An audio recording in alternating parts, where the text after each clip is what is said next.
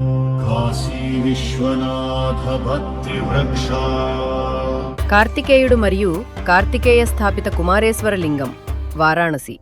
స్కందపురాణం మరియు సనాతన ధర్మశాస్త్రాల ప్రకారం అవిముక్త మహాక్షేత్రం, ఆనందవనమైన కాశీ ఎప్పటికీ నాశనం చేయబడదు. ఇది శాశ్వతమైనది, అవినాశి మరియు స్వయంగా సదాశివుని చైతన్య స్వరూపం.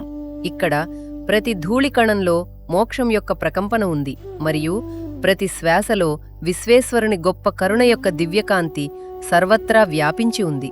ఈ దైవత్వం కారణంగా ఈ పవిత్ర కాశీలో 33 కోట్ల మంది దేవిదేవతలు, యక్షులు మరియు గంధర్వులు, తీర్థాలు, నదులు, ఋషులు మరియు మునులు, 3 లోకాలలోని అన్ని జీవులు నిరంతరం శివకాశి శివకాశి అని జపిస్తారు.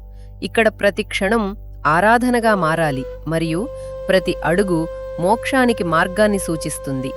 ఒకప్పుడు పార్వతీదేవి మహాదేవునితో, దేవదేవ మహాదేవ భక్తవత్సల్య సాగర శృతామయా విభో పుణ్యా మణికార్ణికావై కథా కార్తికేయస్య మహాత్మ్యం తత్ర కిం కదితం పురా కథంస పూజయా మాసత్వాం దేవ తత్ర యోగవిత్.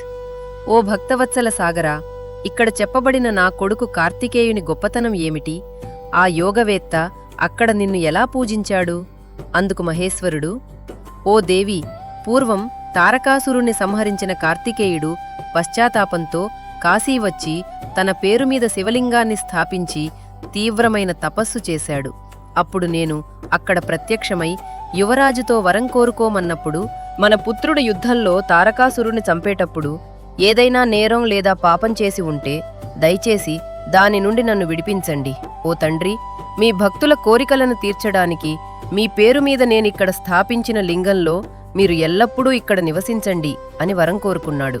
ఓ పార్వతీ, నీ కుమారుడు స్థాపించిన ఈ కుమారేశ్వర లింగంలో నేను ఎల్లప్పుడూ నా భక్తుల ముందు కనిపిస్తాను.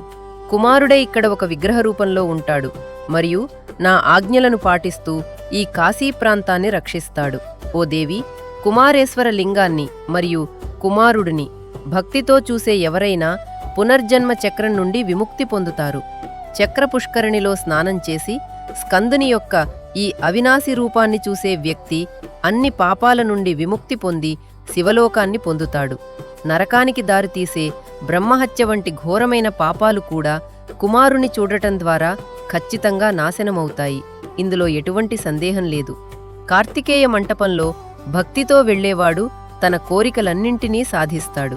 కుమారేశ్వర లింగాన్ని మరియు కుమార విగ్రహాన్ని పూజించటం వల్ల గొప్ప అశ్వమేధ యజ్ఞం చేసినంత పుణ్యం లభిస్తుంది. ఓ దేవి, ఇక్కడ ఒక్క దర్శనం 1000 వాజపేయి యజ్ఞాల పుణ్యం లభిస్తుంది. ఈ కుమారుని దర్శనం పుత్రులను, సంపదను ప్రసాదిస్తుంది మరియు అదృష్టాన్ని పెంచుతుంది. దీన్ని చదవడం మరియు వినడం వల్ల కార్తికేయుడి పట్ల భక్తి పెరుగుతుంది. ఈ విధంగా నేను మీకు ఈ పరమరహస్యమైన కార్తికేయ శుభచరిత్రను వివరించాను అని మహాదేవుడు చెప్పెను. ఓం శ్రీ కుమారేశ్వరాయ నమః. కాశీ విశ్వనాథ భక్తి వృక్ష.